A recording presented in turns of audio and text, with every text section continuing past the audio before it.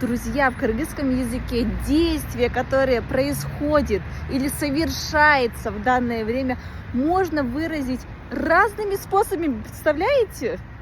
Например, мен китеп окуп жатам. Я читаю книгу. Дословный перевод слова жатам. А иногда кыргызы скажут мен китеп окуатам. Жатам переводится лежу. А еще я могу сказать мен китеп окуотурам. Я сижу и читаю книгу. Тогда получится так, что ли?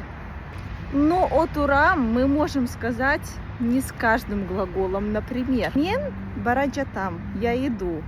Я не могу сказать мен бара отурам и так далее, да? Например, мен жазып отурам, я сижу и пишу. Или мен жазып жатам, я пишу.